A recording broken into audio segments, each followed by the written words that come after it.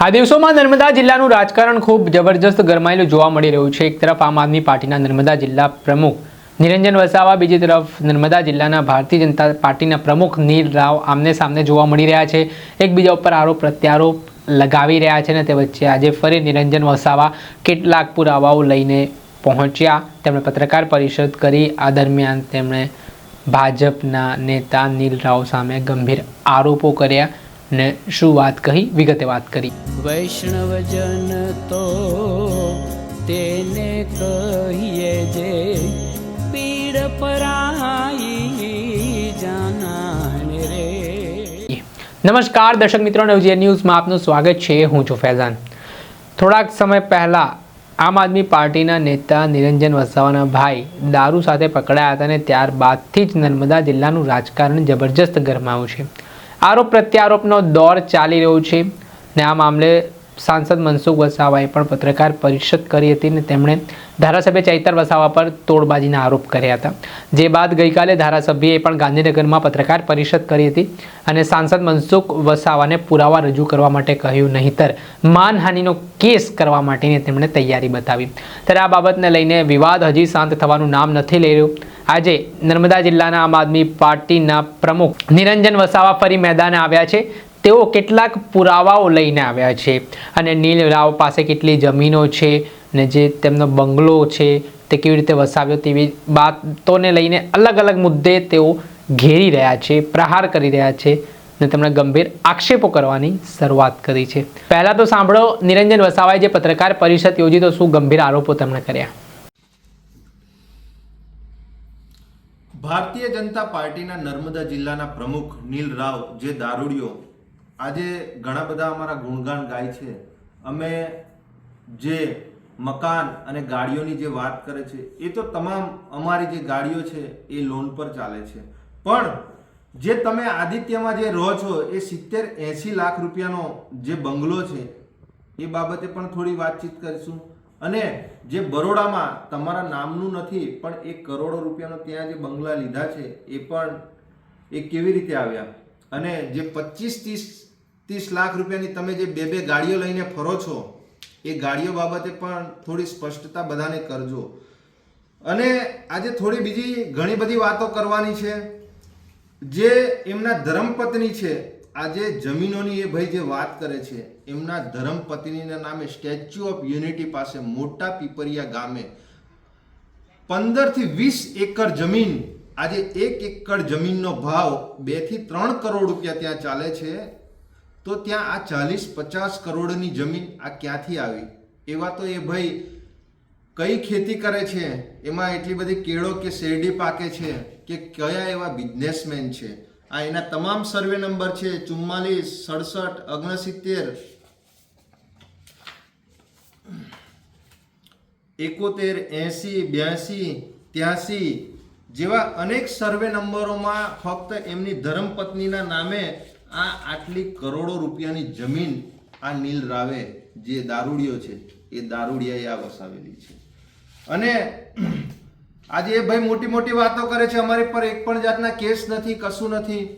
આજે એ વ્યક્તિએ ડીવાયએસપી જે જિલ્લાના વડા કહેવાય, આજે ડીવાયએસપી સાહેબને દારૂ પીધેલી ફૂલ હાલતમાં ધાક ધમકી આપી, ગાળાગાળી કરી, પોતાના હોદ્દાના રૂપે એણે જણાવ્યું કે ભાઈ તમે મને ઓળખો છો, હું કોણ છું? એટલે સરકાર ભલે તમારી હોય, તંત્ર તમારું હોય, પણ આજે જિલ્લા કક્ષાના અધિકારી ડીવાયએસપી એ પોતાનું સરકારી કામગીરી કરી રહ્યા હતા। જીજે 225552 નંબરની વ્હાઇટ કલરની ગાડીમાં એ ભાઈ ફૂલ દારૂ પીધેલાની હાલતમાં આવે છે અને ગાળાગાળી કરે છે, અપશબ્દો બોલે છે, પોતાના રૂએ ધાક ધમકી આપે છે। આ એના પર 24 કલાક એ ભાઈ જેલમાં જઈ આવેલો છે, રાત્રિ જેલમાં રોકાયો છે અને આ એના તમામ આ પ્રમાણ છે। એ પ્રમાણની જે વાત કરે છે, આ પ્રમાણ છે એ દારૂડિયાના। અને એ ભાઈ એવું કહે છે અમારી પર કોઈ પણ જાતના એફઆઈઆર નથી, કોઈ પણ જાતની કેસો થયેલા નથી। તો ભાઈ આ જામનગરમાં જે તમારી પર જે 6 કેસો થયેલા છે, 5 થી 6 કેસો થયેલા છે જામનગરમાં, એરેસ્ટ વોરંટ નીકળેલા છે તમારી પર। ભાઈ એવા તો કયા કાંડ કર્યા કે તમારે જામનગર સુધી તમારે ત્યાં ગાડી પૂનમો ભરવા જવી પડે છે? આ નસવાડીમાં તમારી પર એફઆઈઆર થયેલી છે, એના આ કેસ નંબર છે. આ રાજપીપળા કોર્ટમાં પણ તમારા 6 થી 7 કેસો ચાલે છે. તો તમે બહુ સફાયો મારો છો કે અમે કોઈ પણ જાતના એવા કૃત્ય કરતા નથી, અમે રાષ્ટ્રીય પાર્ટીના જિલ્લા પ્રમુખ છે, અમારી પાર્ટીને ડેમેજ કરવાનું એવા અમે કોઈ બી કારનામા કરતા નથી. તો આ બધા ક્યાંથી? અને સાથે સાથે જે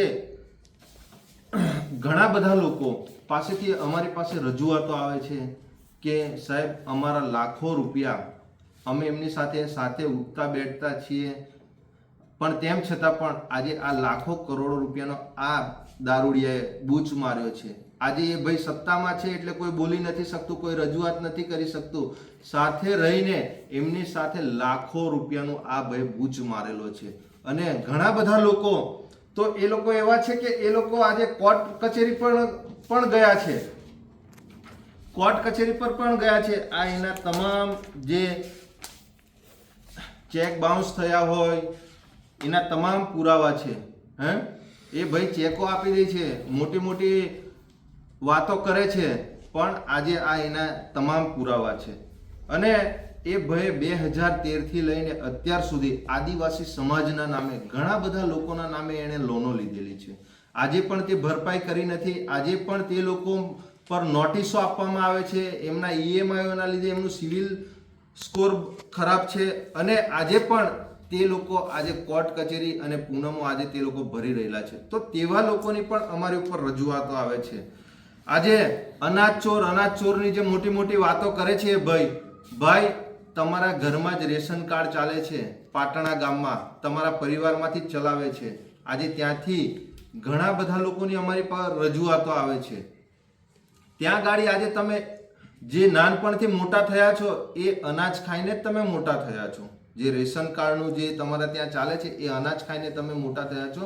એક રેશન કાર્ડમાંથી તમે 500 થી કિલો જે અનાજ ચોરી કરો છો, એમાં 500 રેશન કાર્ડમાંથી 200 થી 500 રેશન કાર્ડમાંથી તમે 500 કિલો દરેક વખતે તમે અનાજ ચોરી કરો છો. અને અમારી પર આક્ષેપો મૂકો છો કે અનાજ ચોરીનો. અને સમાજની તમે વાત કરો છો ભાઈ, તને તારા સમાજમાં જ તને કોઈ પૂછતું નથી, તારા સમાજમાં જ તારી કોઈ ઇજ્જત નથી. એટલા માટે તો અમારા સમાજની બેન દીકરીઓને તારે લાવીને તારે એની જોડે લગ્ન કરવા પડ્યા, કેમ કે તમારા સમાજમાં તમારી કોઈ ઇજ્જત જ નથી. અને તમે વાત કરો છો કે અમારી પર જે આક્ષેપબાજી કરો છો, આ ભાઈ મનસુખ વસાવાનો પોપટ છે, પોપટ બોલતો પોપટ. જેવી રીતે જે મનસુખભાઈ જેવી રીતે બોલે અને ભારતીય જનતા પાર્ટીનો જે પટ્ટો પહેરીને એ ભાઈ ફરે છે, બરાબર, પટ્ટો કાઢીને ખાલી બહાર આવે, માર્કેટમાં તને કોઈ 10 રૂપિયા આપવા રાજી નથી. આ તો ભારતીય જનતા પાર્ટીનો તું એ ખેસ પહેર્યો છે એટલા માટે લોકો તારી આગળ પાછળ ફરે છે. ખેસ કાઢીને ફર, તારા સમાજના તો શું તારા આજુબાજુ વાળા પણ તને પૂછવા માટે તૈયાર નથી. અને તું 579 દીકરીઓની વાત કરે છે, એમને તું કુપોષણની વાત કરે છે ભાઈ. કુપોષણની જે કીટો આપે છે એ તો સરકાર આપે છે. તું 579 દીકરીઓને દત્તક આપી હોય અને તું એમની શું સેવા કરે છે? રાત દિવસ સેવા કરતો હોય તો બતાવ તું અમને, કે 579 દીકરીઓનું અમે ભરણ પોષણ કરીએ છીએ. અને 75,000 પુસ્તકોની વાત કરી રહ્યા છે તમે. 75,000 જે પુસ્તકો આપી હતી, તો ત્યાં આગળ પેલી જે નોટબુકો છે એ નોટબુક પર તો દેશના વડાપ્રધાનનો ફોટો હતો. એ પૈસા ક્યાંથી લાવ્યો? કયા બિલો પાસ કર્યા તે બી અમને કહેજે.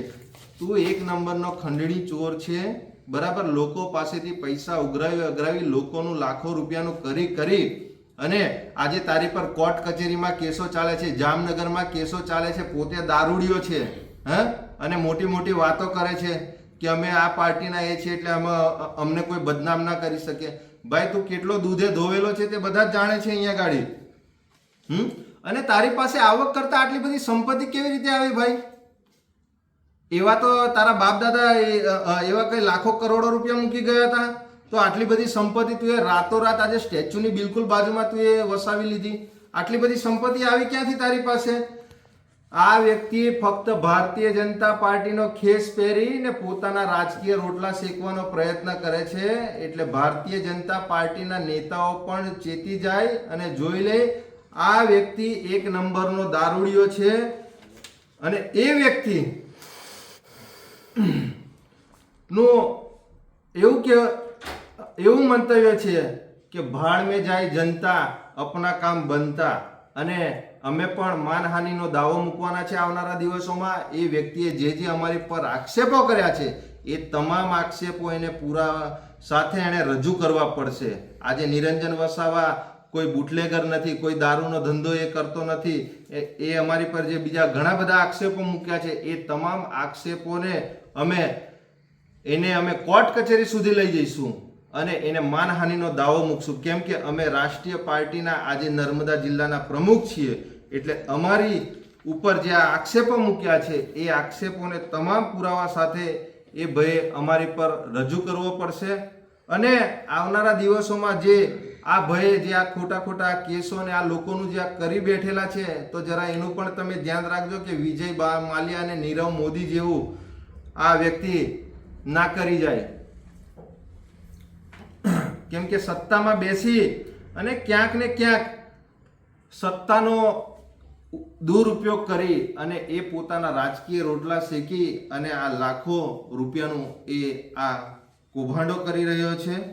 એટલે મારે તો ભાજપના નેતાઓને, જે પ્રદેશના અધ્યક્ષ હોય કે પછી આપણે છોટાઉદેપુરના સાંસદ હોય, ભરૂચના સાંસદ હોય, અહીંના ધારાસભ્ય હોય કે આવા દારૂડિયાઓ જે આટલી બધી એમની પર એફઆઈઆરો છે, આટલા બધા કૌભાંડો કર્યા છે, ગરીબ લોકોના નામે લોનો લીધેલી છે અને અનાજ ચોરી તો એ પોતે કરે છે, એવા ઘણા બધા લોકોની અહીંયા ગાડી અમારી પર નાની મોટી આ ભય બાબતે રજૂઆતો આવે છે. તો પાર્ટી તરફથી પણ આ ભાજપનો જે ખેસ પહેરીને ભારતીય જનતા પાર્ટીનો નર્મદા જિલ્લાનો પ્રમુખ જે દારૂડિયો છે એની પર શું એક્શન લે છે એ અમે આવનારા દિવસોમાં અમે જણાવશું. અને અમે એ ભાઈને કીધું છે કે ભાઈ તમે હજુ તારીખ, સમય અને સ્થળ નક્કી કરો.